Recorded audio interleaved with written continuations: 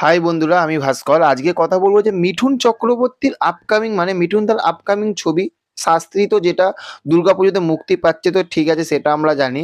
কিন্তু তারপরেও আপকামিং যে ছবিটা সন্তান, যে বইটার একটা ছবি কিন্তু আমরা জাস্ট কিছুদিন আগে আমরা আপনাদেরকে দেখিয়েছিলাম এবং সেগুলোর বিষয়ে কিন্তু কথা বলেছিলাম।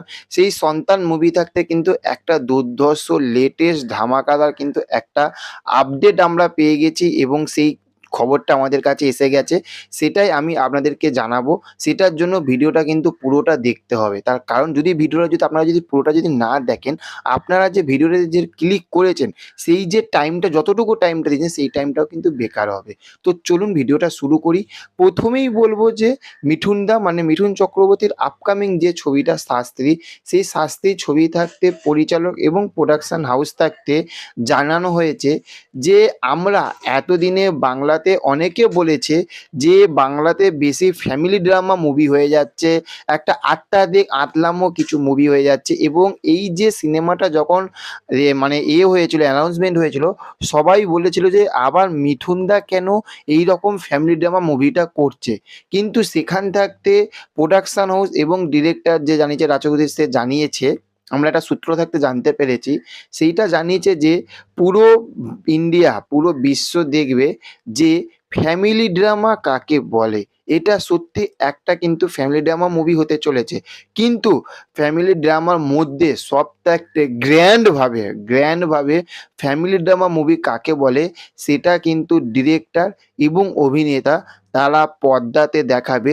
কারণ তারা বারবার বলেছে এখানে মিঠুন চক্রবর্তী যে লেভেলে অভিনয়টা করেছে, দর্শকদের চোখ থাকতে জল বেরিয়ে যাবে, এই রকম লেভেলে কিন্তু অভিনয় করেছে কিন্তু মিঠুন চক্রবর্তী।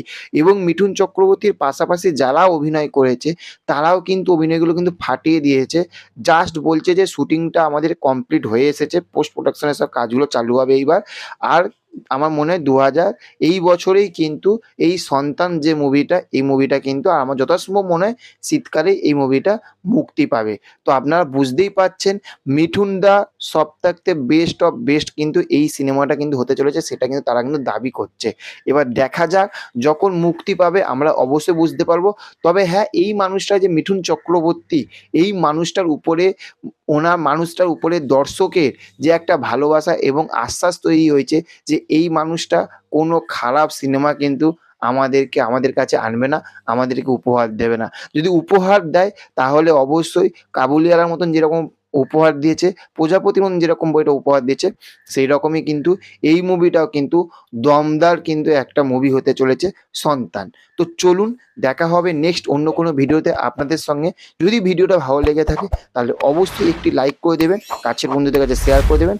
আর আমাদের চ্যানেলে যদি নতুন হয়ে থাকেন চ্যানেলটিকে অবশ্যই সাবস্ক্রাইব করে পাশে থাকবেন। দেখা হচ্ছে নেক্সট অন্য কোনো ভিডিওতে। ভালো থাকবেন। আর হ্যাঁ, সাবস্ক্রাইব বোতামের পাশে যে বেল বোতামটা আছে সেটা কিন্তু প্রেস করতে ভুলবেন না। Okay, thank you, have a nice day, tata, bye by.